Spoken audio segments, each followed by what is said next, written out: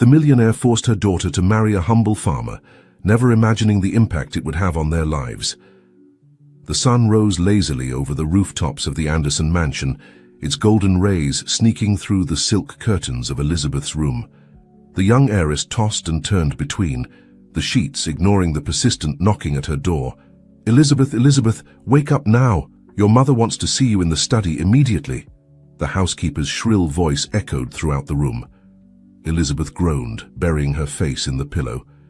At 25, she was still behaving like a rebellious teenager, much to the despair of her stepmother, Catherine. With a sigh of resignation, she slowly sat up, her long black hair cascading over her shoulders. I'm coming," she muttered, dragging her feet towards the bathroom. As she got ready, Elizabeth couldn't help but feel a pang of anxiety. Summons to Catherine's study never boded well.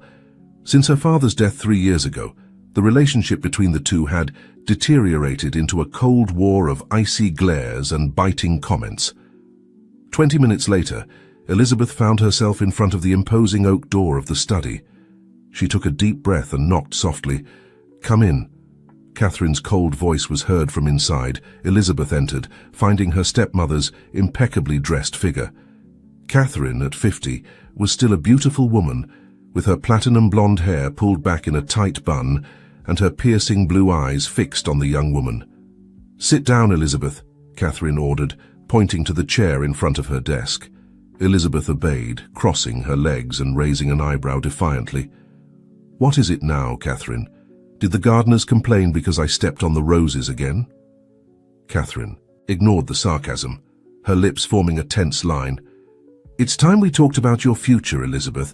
You've been living like a spoiled princess for far too long. It's time you took on some responsibilities." Elizabeth let out a bitter laugh. "Responsibilities?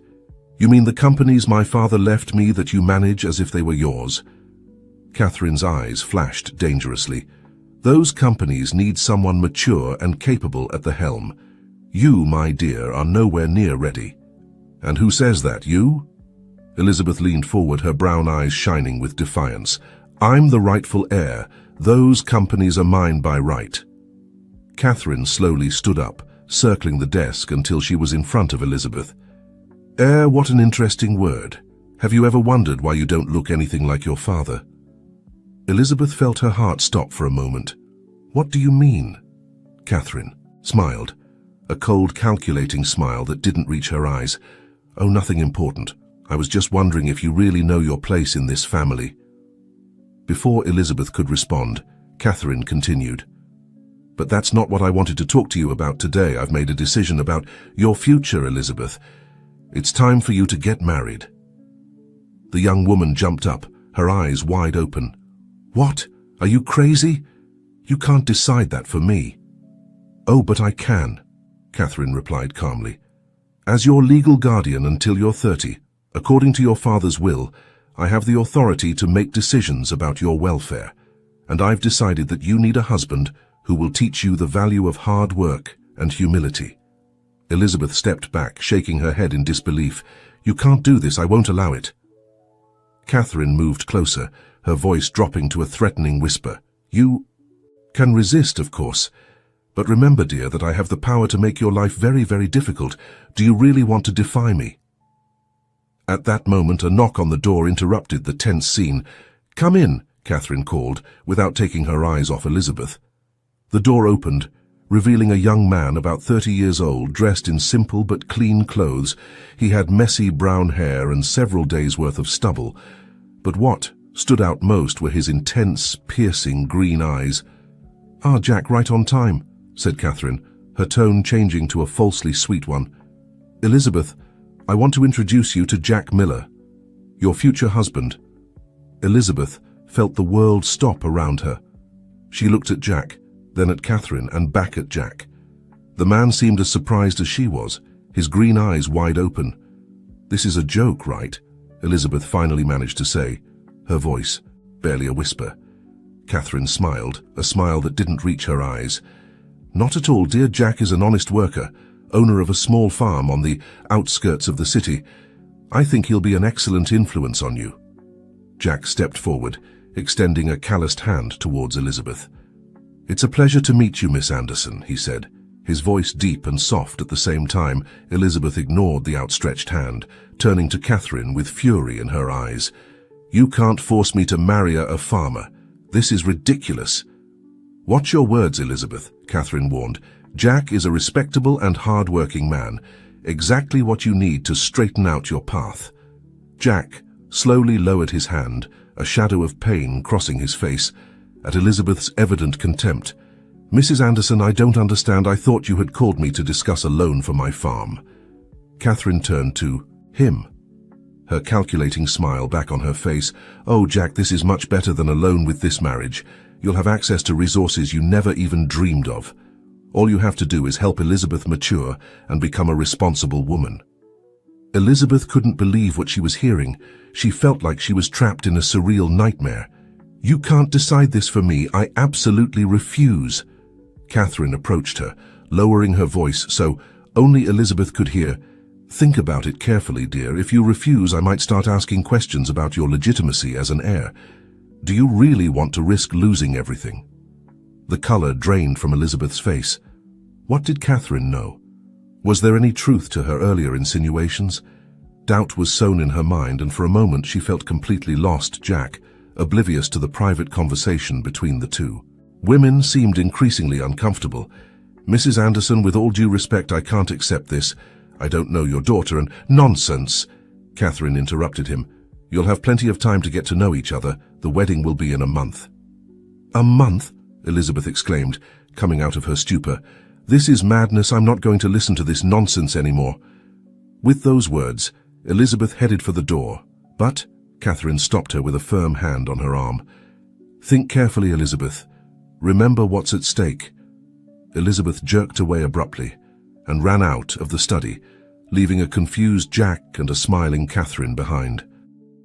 The following weeks were a whirlwind of frantic preparations and heated discussions Elizabeth resisted with all her might. But Catherine held all the cards, with the veiled threat of revealing a secret that Elizabeth didn't even know. The young heiress found herself trapped in a web of manipulation and emotional blackmail. Jack, for his part, tried several times to talk to Elizabeth, to explain that he didn't agree with this arrangement either, but the young woman avoided him like the plague.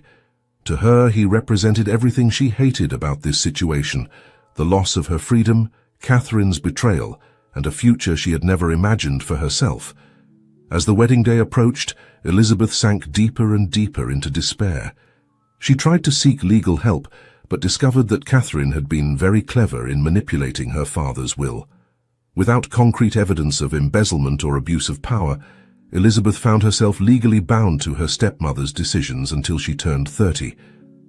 The night before the wedding, Elizabeth was in her room, looking out the window at the extensive gardens of the Anderson mansion. Silent tears ran down her cheeks as she contemplated the life she was about to leave behind. A soft knock on the door startled her.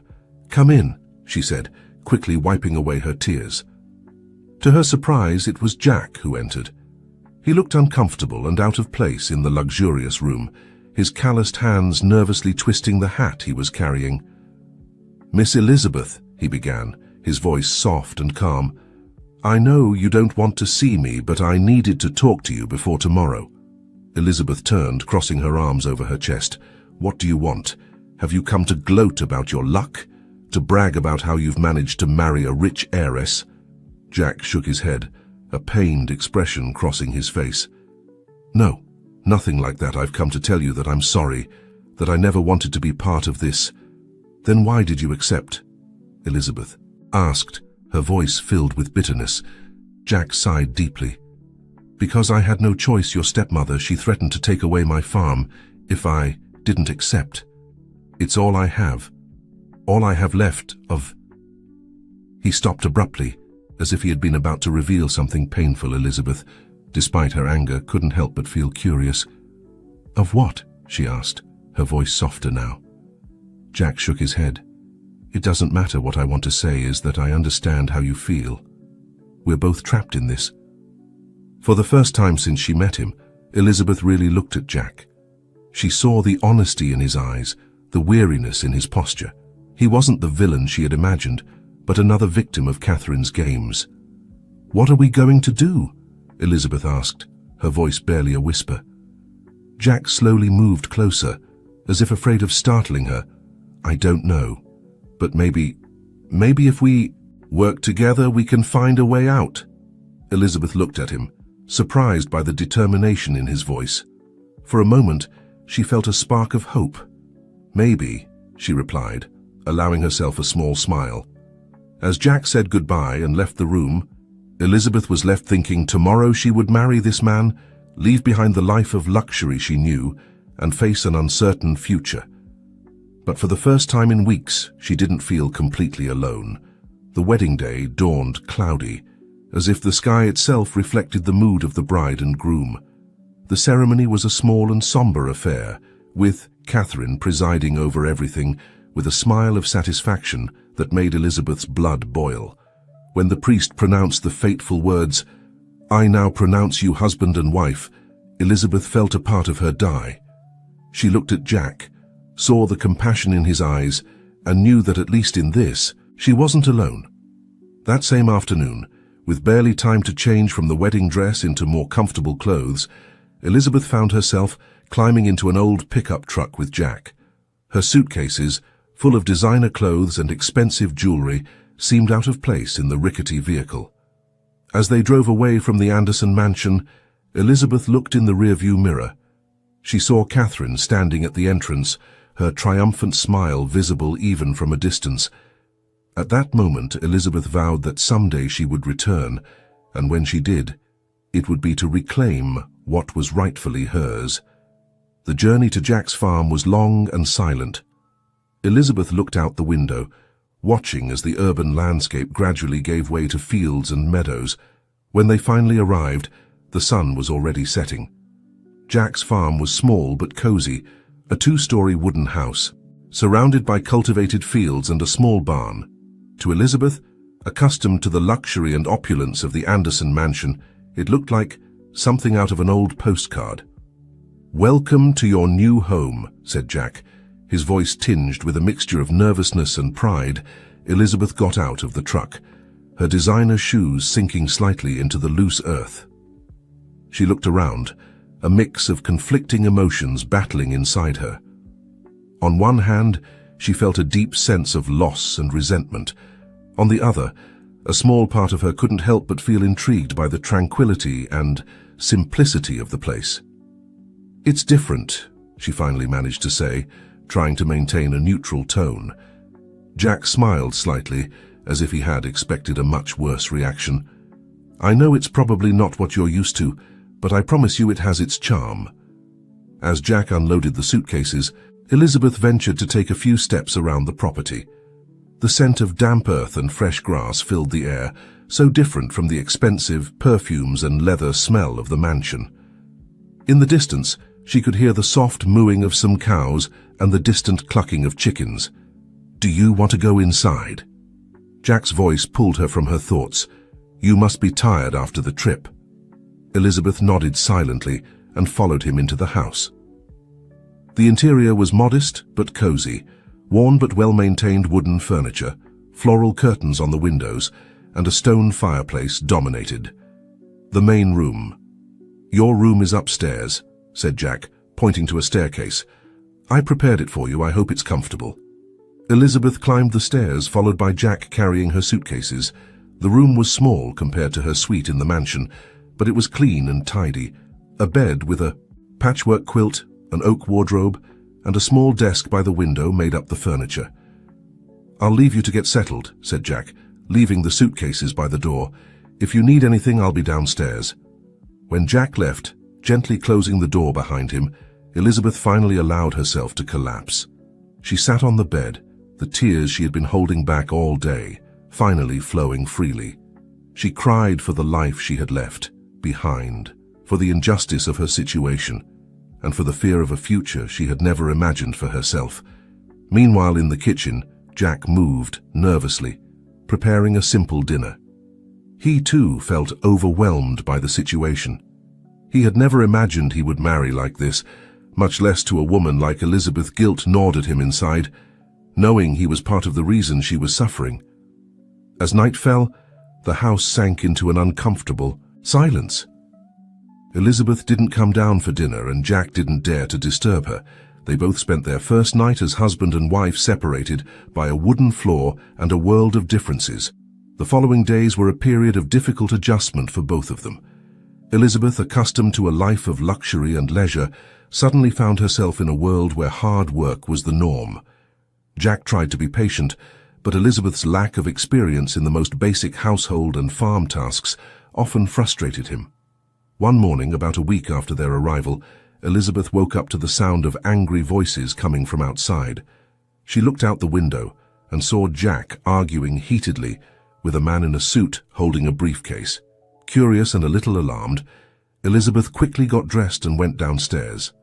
When she stepped onto the porch, the man in the suit was already leaving Jack with a worried expression on his face. "What was that?" Elizabeth asked, surprising herself with her genuine curiosity. Jack looked at her, as if weighing whether he should share his problems with her. Finally, he sighed and said, "It was from the bank. They're threatening to foreclose on the farm if I don't pay the arrears this month." Elizabeth felt a pang of guilt. She had been so absorbed in her own misery that she hadn't stopped to think about the problems Jack might be facing. "How much do you owe?" she asked, surprising Jack with her interest. "More than I can pay right now," he replied, running a hand through his hair in frustration. The harvest wasn't good last year, and with the low prices, Elizabeth bit her lip, thoughtful. All her life she had been surrounded by money, but she had never stopped to think about how it was really earned. Seeing Jack, a man who worked hard every day on the verge of losing everything, made her feel something she hadn't experienced before. The desire to help. Maybe I could help," she said timidly. "I don't know much about farms or crops, but I know about numbers and finances. I could take a look at your accounts, see if there's any way to reorganize things." Jack looked at her with surprise and a glimmer of hope in his eyes. "You'd do that? I thought you hated all of this." Elizabeth shrugged, feeling a little uncomfortable under Jack's grateful gaze. "Well, I guess if I'm going to be here, I might as well be useful." That afternoon, Elizabeth immersed herself in the farm's accounting books. To her surprise, she found that she enjoyed the challenge of unraveling the numbers and looking for solutions. As she worked, Jack explained the ins and outs of the agricultural business, and she found herself fascinated by the complexity and risks involved. As the days passed, Elizabeth and Jack began to form an unexpected team. She contributed her financial knowledge and business education, while he shared his practical experience and knowledge of the land. Gradually, the tension between them began to dissipate, replaced by a growing mutual respect. One night, as they ate dinner together, something that had become a habit, Elizabeth finally dared to ask the question that had been on her mind. "Jack," she began, hesitating for a moment before continuing, "why did you accept this marriage? I know you mentioned that Catherine threatened to take away your farm, but wasn't there another option?" Jack put down his fork and looked at Elizabeth with a mixture of sadness and resignation. "The truth is that this farm is all I have left of my family. My parents built it from scratch, and when they passed away a few years ago, I swore I'd keep it running no matter what." Elizabeth felt a wave of empathy. "I'm sorry, I didn't know." Jack shook his head. "Don't apologize. It's not something I talk about much. But yes, when your stepmother showed up with her proposal, I felt like I had no choice. This farm is my home, my heritage. I couldn't lose it." Elizabeth nodded, truly understanding Jack's position. For the first time, "I understand. I'm fighting for my inheritance too, albeit in a different way." "Can I ask you something?" Jack said after a moment of silence. When Elizabeth nodded, he continued, "What did your stepmother mean when she hinted that you weren't really part of the family?" Elizabeth felt her heart racing. The question she had been avoiding thinking about since that day in Catherine's study finally came to light. "I don't know," she admitted quietly. "But I'm afraid to find out. What if it turns out I'm not who I always thought I was?" Jack reached across the table, gently taking Elizabeth's hand. It was a simple gesture, but full of understanding and support. "Whatever it is, we'll face it together. After all, we're in this together, aren't we?" Elizabeth looked at their joined hands, and for the first time since she arrived at the farm, felt a spark of hope. Maybe, just maybe, this forced marriage could turn into an unexpected alliance. Meanwhile, in the Anderson mansion, Catherine paced her study, a glass of red wine in her hand. Her plan was in motion, but she couldn't help feeling a twinge of unease. She had underestimated Elizabeth before, and she couldn't afford to make that mistake again. She picked up her phone and dialed a number. "I need you to watch the farm," she ordered. Without preamble, "I want to know every move Elizabeth and that farmer make and prepare the documents we discussed. Soon it will be time to put the next phase of the plan into action." As she hung up, Catherine looked at the portrait of her late husband hanging on the wall. "I'm sorry, darling," she murmured, "but I won't let your dear adopted daughter take away what's rightfully mine." With a cold smile, Catherine raised her glass in a silent toast. The game had only just begun, and she was determined to win no matter the cost. Days on the farm turned into weeks and weeks into months. As summer gave way to fall, Elizabeth found herself adapting to her new life in a way she never would have imagined. The long work days, which at first seemed like torture, now gave her a sense of accomplishment she had never experienced in her life of luxury. One cool October morning, Elizabeth woke. Up before dawn, something that had become habitual. She quickly dressed in jeans and a flannel shirt, an outfit she would have despised a few months ago, but now appreciated for its comfort and practicality. She went down to the kitchen and was surprised to find Jack already awake, bent over the table with a worried expression on his face. "Jack, is everything okay?" she asked, approaching him. Jack looked up, startled. "Elizabeth, I didn't hear you come down. It's nothing, I was just going over some bills." Elizabeth frowned, not convinced by his evasive answer. She sat down across from him and reached out to take the papers Jack was trying to hide. "Let me see," she said firmly. Jack hesitated for a moment, but finally gave in. Elizabeth examined the documents, her frown deepening as she read. They were overdue payment notices, foreclosure threats, and a letter from the local bank informing them of the denial of a loan. "Jack, why didn't you tell me things were this bad?" she asked, feeling a mix of concern and frustration. Jack sighed deeply, running a hand through his hair with a tired gesture. "I didn't want to worry you. You've already had to adapt to so many changes. Besides, these are my problems, not yours." Elizabeth felt a pang of pain at his words. "I thought we had agreed that we were in this together. Your problems are my problems now, whether you like it or not." Jack looked at her in surprise, a small smile forming on his lips. "You're right, I'm sorry. It's just that I've never had to share these worries with anyone before." Elizabeth nodded, understanding. In the past few months, she had come to know Jack as a proud but compassionate man, someone who carried the weight of the world on his shoulders without complaining. "Well, let's share them now," Elizabeth said determinedly. "Tell me everything I want to know, exactly what we're facing." For the next hour, as the sun began to peek over the horizon, Jack explained the farm's financial situation. The poor harvests of recent years, combined with falling agricultural product prices, had left the farm on the brink of bankruptcy. The bank was refusing to grant more loans, and suppliers were starting to demand upfront payments. Elizabeth listened attentively, her mind working at full speed. As Jack spoke, she began to see patterns, to form ideas. "Jack," she interrupted suddenly, "have you considered diversifying? I mean, besides traditional crops." Jack looked at her curiously. "What do you mean?" "Well, I've been reading about sustainable agriculture and organic products. There's a growing market for that kind of thing. And the profit margins are much higher." Jack looked thoughtful. "I've heard something about that, but it always seemed too risky to change what we've been doing for generations." Elizabeth leaned forward, her eyes shining with enthusiasm. "But that's precisely the point. The world is changing and we have to adapt. Besides, I'm not suggesting we change everything at once. We could start with a small part of the land, as an experiment." As they discussed, the sun rose in the sky, bathing the kitchen in a golden light. Elizabeth and Jack were so absorbed in their conversation that they didn't notice the passage of time. For the first time, they were working together as a true team, their different experiences and perspectives complementing each other in a way neither of them would have imagined possible a few months ago. Meanwhile, miles away in the luxurious Anderson mansion, Catherine was preparing to set the next phase of her plan in motion. Sitting in her study, she reviewed a series of legal documents with her lawyer, a stern-looking man named Richard Vega. "Are you sure you want to proceed with this, Mrs. Anderson?" Richard asked, his voice laden with concern. "Once we initiate this process, there's no turning back." Catherine looked up from the papers, her eyes shining with cold determination. "Absolutely sure, Richard. Elizabeth has had more than enough time to mature on that miserable farm. It's time for her to understand that she will never have control of Anderson Enterprises." Richard nodded slowly. "Very well. I'll file the petition to invalidate Mr. Anderson's will tomorrow morning.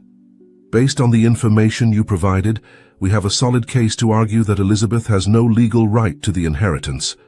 Catherine smiled, a smile that didn't reach her eyes. "Excellent, and remember, Richard, absolute discretion. No one must know about this until it's too late for Elizabeth to do anything about it." As Richard gathered his things and prepared to leave, Catherine stood up and walked to the window. She looked out at the extensive gardens of the mansion, thinking about how she had come to this point. She remembered the day she met Edward Anderson, Elizabeth's father. She was an ambitious young woman. Working as his personal assistant, Edward was a powerful, charismatic man, and Catherine fell madly in love with him. Or at least, that's what she told herself. The truth was that Catherine had fallen in love with the idea of the power and wealth that Edward represented. When he proposed marriage after the death of his first wife, Catherine saw her opportunity to climb the social ladder and secure her future. What she didn't expect was Elizabeth the girl, then 5 years old, was a constant reminder that Catherine would never truly be first in Edward's heart. As Elizabeth grew, Catherine watched how Edward adored her, how he planned to leave the entire Anderson empire to his beloved daughter. Bitterness and jealousy grew in Catherine's heart over the years. When Edward died suddenly, leaving Elizabeth as his sole heir, Catherine vowed she would do everything possible to ensure the Anderson fortune remained in her hands. The sound of her phone snapped her out of her memories. It was a message from her informant in the town near Jack's farm. Miss Elizabeth and Mr. Miller were seen at the local agricultural cooperative. They seemed to be discussing new farming methods. Catherine frowned. This wasn't what she had expected. Elizabeth was supposed to be miserable, not adapting. For a moment, she felt a twinge of doubt. Had she underestimated her stepdaughter? She shook her head, ridding herself of those thoughts. It didn't matter. With the documents Richard would file tomorrow, soon Elizabeth would find herself with nothing. No Anderson fortune, no farm, nothing. "Enjoy your little country adventure while you can, dear," Catherine murmured, a cruel smile curving her lips, "because very soon your world will crumble around you." Back at the farm, oblivious to Catherine's machinations, Elizabeth and Jack spent the rest of the day working on their new plan. They visited different areas of the property, discussing which plots might be suitable for starting their organic crop experiment. As the sun began to set, painting the sky in shades of orange and pink, they found themselves sitting on the back porch of the house, exhausted but satisfied with the day's progress. "You know," Jack said, looking at Elizabeth with a mixture of admiration and gratitude, "when you arrived here, I never imagined you'd become such a vital part of this farm. Thank you, Elizabeth, for not giving up, for helping me see things differently." Elizabeth felt herself blushing under Jack's intense gaze. "I thank you, Jack, for being patient with me, for teaching me so much. I never thought I'd say this, but I'm glad to be here." For a moment, they looked at each other, a silent understanding passing between them. Then, almost without realizing it, Jack leaned forward. Elizabeth held her breath, her heart beating rapidly in her chest. The moment was interrupted by the sound of a vehicle approaching.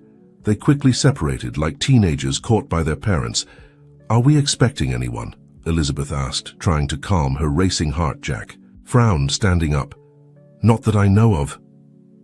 They headed towards the front of the house just as an elegant black car stopped in front of the entrance. Elizabeth felt her heart stop when she saw who was getting out of the vehicle. "Catherine," she whispered, her voice barely audible. Catherine Anderson, impeccably dressed in a designer suit, advanced towards them with a smile that didn't reach her eyes. "Elizabeth, darling," she said, her voice sweet, but with an underlying tone of malice. "Aren't you going to greet your stepmother?" Elizabeth stepped forward, instinctively placing herself between Catherine and Jack. "What are you doing here, Catherine?" Catherine's smile widened, sending chills down Elizabeth's spine. "Oh dear, is that any way to greet the woman who raised you? Especially when I bring such interesting news." Elizabeth felt Jack's hand on her back, a silent gesture of support. She straightened up, facing Catherine with a determination she didn't know she possessed.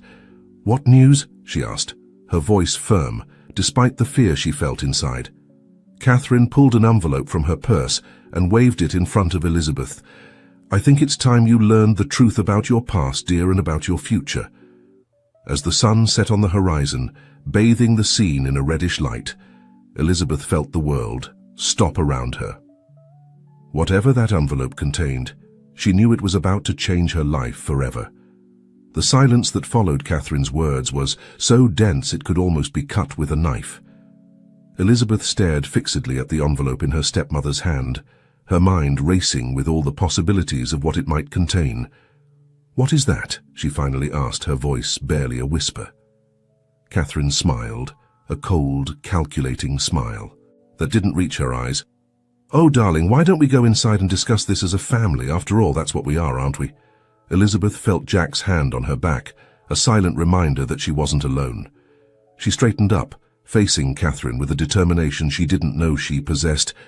"Whatever you have to say, Catherine, you can say it here and now," Elizabeth said, her voice firmer than she felt. Catherine arched an eyebrow, her smile turning even colder.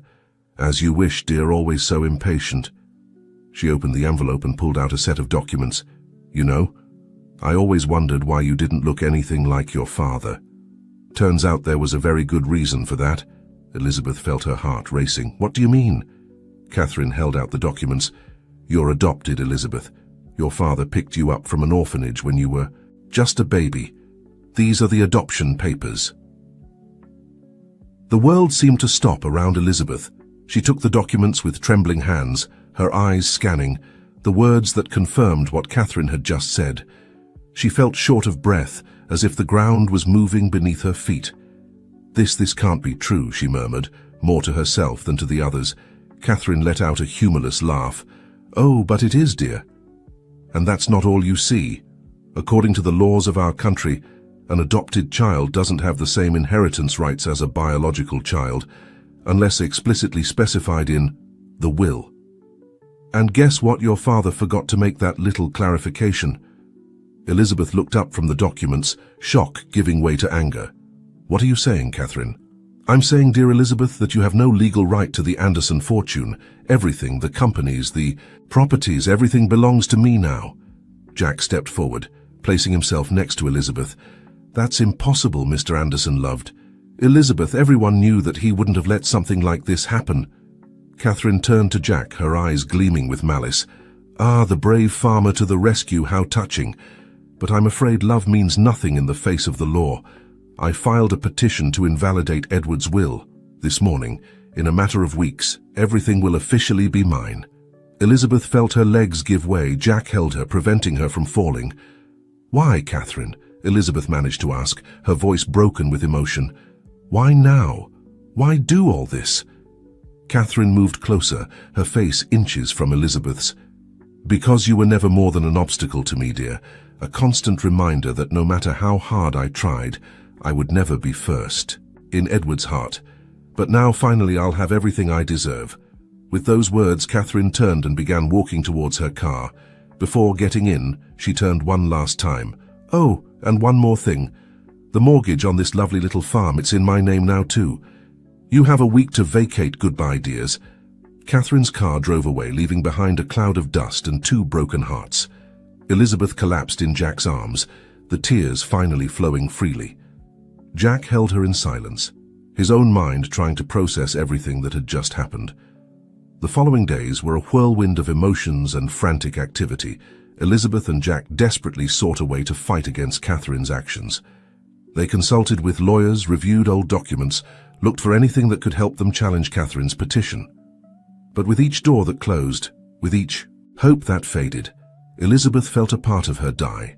The revelation of her adoption had shaken the foundations of her identity, and the imminent loss of everything she had ever known left her feeling adrift one night. As Elizabeth sat on the back porch, looking at the stars and feeling more lost than ever, Jack joined her. He sat down beside her in silence, offering his presence as comfort. "You know?" Elizabeth said after a long silence. "I always knew Catherine didn't like me, but I never imagined she would go this far." Jack took her hand, intertwining his fingers with hers. "I'm so sorry. Elizabeth, I wish I could do more to help." Elizabeth looked at him, a small, sad smile on her lips. "You've done more than you think, Jack. Without you, I don't know how I would have survived all this." They looked into each other's eyes, and for a moment, the world around them seemed to fade. Away slowly, almost as if it were a dream, they leaned towards each other. Their lips met in a soft kiss, full of understanding, comfort, and something more, something neither of them dared to name yet. When they separated, Elizabeth rested her head on Jack's shoulder. "What are we going to do now?" she asked quietly. Jack hugged her tightly. "I don't know, but whatever it is, we'll face it together, I promise you that." Meanwhile, in the Anderson mansion, Catherine celebrated her imminent victory. Surrounded by the luxurious possessions that would soon be officially hers, she felt drunk with power. However, her celebration was interrupted by a phone call. It was Richard, her lawyer. "Mrs. Anderson," said Richard, his voice tense, "we have a problem." Catherine felt her euphoria fading. "What kind of problem?" "Someone has filed an objection to our petition to invalidate the will. Someone who claims to have evidence that Mr. Anderson did specify that Elizabeth should inherit everything, regardless of her adoption status." Catherine felt her blood run cold. "Who?" she demanded. "Who dares to stand in my way?" There was a moment of silence on the line before Richard answered. "Emily Parker, Mr. Anderson's former secretary." Catherine almost dropped the phone. Emily Parker, a name she hadn't heard in years, a woman Catherine thought she had eliminated from the equation long ago. "Impossible," Catherine whispered. She can't." "I'm afraid she can, Mrs. Anderson," said Richard. "And there's more. Emily says she has evidence not only about the will, but about other things. Things that, according to her, could send us all to jail." Catherine felt the world crumbling around her. Her carefully crafted plan, years of manipulation and deceit, were in danger of being exposed. "Find her," she ordered Richard, her voice shaking with rage. "Find her, and make sure she can never speak." As she hung up the phone, Catherine looked at Edward Anderson's portrait hanging above the fireplace. For the first time in years, she felt fear. Fear of losing everything. Fear of her crimes coming to light. "I won't let them take it away from me," she muttered, her eyes shining with fierce determination. "Not now. Not when I'm so close." Miles away, in a small apartment in the city, an older woman looked out the window, a stack of old documents in her hands. Emily Parker knew she had just unleashed a storm, but after years of silence and guilt, she was finally ready to face the consequences of the truth. "It's time, Edward," she said quietly, as if speaking to an old friend. "It's time for your daughter to know the whole truth." As the night progressed, the threads of fate began to intertwine. Elizabeth, struggling to find her place in a world that suddenly seemed alien. Jack, determined to protect the woman who, against all odds, he had come to love. Catherine, willing to do anything to maintain her empire of lies. And Emily, bearer of secrets that had the power to change everything. The storm was approaching, and no one was prepared for the revelations it would bring. The morning dawned grey and rainy, as if the sky itself reflected the emotional turmoil that was brewing. Elizabeth woke to the sound of rain beating against the farmhouse roof, her eyes swollen from another night of tears and restless dreams. Beside her, Jack slept deeply. His arm protectively wrapped around her, Elizabeth looked at him with a mixture of tenderness and guilt. Amidst all the chaos, somehow they had found comfort in each other. But for how much longer could they maintain this bubble of peace? Careful not to wake Jack, Elizabeth got up and headed to the kitchen. As she prepared coffee, her mind wandered over the events of the past few days. The revelation of her adoption, Catherine's betrayal, the imminent loss of everything she had ever known, it all seemed too much to bear. The sound of a car approaching snapped her out of her thoughts. Frowning, Elizabeth peered out the window. They weren't expecting visitors, especially not so early in the morning. To her surprise, she saw an older woman getting out of a taxi. The woman, with grey hair and an elegant posture, looked around with a nostalgic expression before heading towards the front. Elizabeth opened the door before the woman could knock. "Can I help you?" she asked, her voice mixed with curiosity and caution. The woman looked at her, her eyes filling with tears.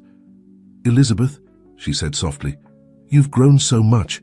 You're the spitting image of your mother." Elizabeth took a step back, surprised. "Who are you? How do you know my mother?" The woman smiled sadly. "My name is Emily Parker. I was your father's secretary for many years, and I've come to tell you the truth, the whole truth." At that moment, Jack appeared behind Elizabeth, alarmed by the voices. "Is everything okay?" he asked, placing a protective hand on Elizabeth's shoulder. Elizabeth nodded slowly, not taking her eyes off Emily. "I hope so," she said. "Please, come in. I think we have a lot to talk about." Meanwhile, at the Anderson mansion, Catherine paced frantically in her study. She had spent the night awake, desperately trying to locate Emily Parker before she could reach Elizabeth. "How is it possible that you haven't found her yet?" she yelled into the phone. "She's an old woman, for God's sake." On the other end of the line, Richard tried to calm her down. "We're doing everything we can, Mrs. Anderson. We've checked all the hotels in the city, but there's no trace of her." Catherine hung up the phone in fury. She walked to the bar and poured herself a glass of whiskey, her hands shaking slightly. Her carefully crafted plan, years of manipulation and deceit, were about to crumble. Back at the farm, Elizabeth, Jack and Emily were seated around the kitchen table. The atmosphere was charged with tension and anticipation. Emily pulled a thick envelope from her purse and placed it on the table. "Here's everything," she said. "Letters, documents, photographs, proof that your father always wanted you to inherit everything, Elizabeth, regardless of your adoption status." Elizabeth took the envelope with trembling hands. "Why?" she asked, her voice barely a whisper. "Why wait until now to tell me all this?" Emily lowered her gaze, guilt evident on her face. "I was afraid," she admitted. "Catherine, she's a dangerous woman. After your father's death, she threatened me. She said that if I ever spoke, she would destroy me, and I believed her." Jack frowned. "What changed?" "I'm dying," Emily said simply. "Cancer. The doctors say I have a few months left, and I realized that I couldn't take these secrets to the grave. Elizabeth deserves to know the truth." Elizabeth began to review the documents, her eyes widening more and more with each page she read. There were letters from her father, expressing his unconditional love, for her legal documents that clearly established her right to the inheritance, and then something that made her heart stop. This can't be true," she whispered. Emily nodded solemnly. "I'm afraid it is, dear Catherine. Not only tried to steal your inheritance, she was responsible for your father's death." Jack gasped, leaning in to read the documents Elizabeth was holding. They were medical reports, laboratory results, all indicating that Edward Anderson had been slowly poisoned over months. "Catherine was poisoning him," Emily said, her voice broken with emotion. "Your father began to suspect towards the end. He asked me to investigate in secret, but before we could do anything, he was gone." Elizabeth stood up abruptly, the chair falling to the floor behind her. "We have to take this to the police. Now." Jack stood up next to her, taking her hand. "I'm with you," he said simply. As they prepared to leave, the sound of screeching tires alerted them. Through the window, they saw several black cars, approaching at high speed. "It's Catherine," Elizabeth said, her voice mixed with fear and determination. Somehow she must have discovered that Emily is here. Emily stood up, her face pale but resolved. "Go," she told Elizabeth. "Take the documents to the police. I'll hold them off here." "No," Jack said firmly. "We won't leave you to face them alone." Elizabeth nodded, a new strength surging within her. "We're stronger together. We'll face this as a family." As the cars stopped in front of the house, Elizabeth, Jack, and Emily prepared for the final confrontation Catherine got out of, the first car, her face contorted with fury. "You!" she shouted, pointing at Emily. "Traitor! How dare you interfere in my affairs?" Elizabeth stepped forward, placing herself between Catherine and Emily. "It's over, Catherine. We know the truth. Everything." Catherine laughed, a cold, humorless sound. "And what are you going to do about it, dear? Run to the police? Do you think they'll believe you? I'm Catherine Anderson. I have connections, power. You're nobody." "You're wrong," Jack said, joining Elizabeth. "She's Elizabeth Anderson, the true heir of Edward Anderson. And she has proof of all your crimes." At that moment, the sound of sirens filled the air. Police cars appeared on the horizon, rapidly approaching. Catherine paled, taking a step back. "No, this can't be happening." "It's over, Catherine," Elizabeth said, her voice firm. "It's time for you to pay for everything you've done." As the police arrived and Catherine was arrested, Elizabeth turned to Jack and Emily. For the first time in weeks, she felt a sense of peace and belonging. "Thank you," she said, tears of relief and gratitude filling her eyes. "Both of you, for standing by me, for helping me discover the truth." Jack hugged her tightly. "I'll always be here for you, Elizabeth. I love you." Elizabeth looked at him, a smile lighting up her face.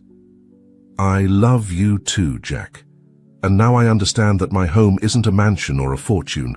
My home is you, this farm, the life we've built together." Emily looked at them fondly. "Your father would be so proud of you, Elizabeth. You've faced adversity with grace and strength. You are truly his daughter." As the sun began to peek through the clouds, dispersing the rain, Elizabeth felt a new chapter of her life beginning, one filled with love, truth, and the promise of a bright future.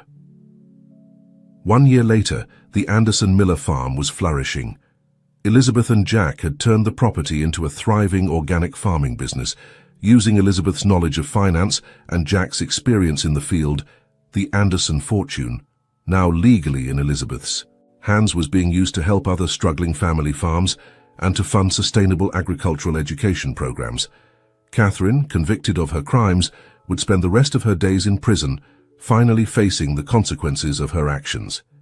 Emily, though weakened by her illness, found peace in her last months, surrounded by the love and affection of the family she had helped reunite. And on a sunny spring afternoon, under the same tree where they had once shared their first kiss, Elizabeth and Jack were married, surrounded by friends, family, and the farm workers who had become their chosen family. As the sun set on the horizon, painting the sky in golden and pink hues, Elizabeth looked around her. At Jack, the man who had taught her the true meaning of love and perseverance, at the farm which had become her true home, and at the future, bright and full of possibilities. Elizabeth Anderson, once a reluctant heiress, was now the master of her own destiny, and she wouldn't change it for anything in the world.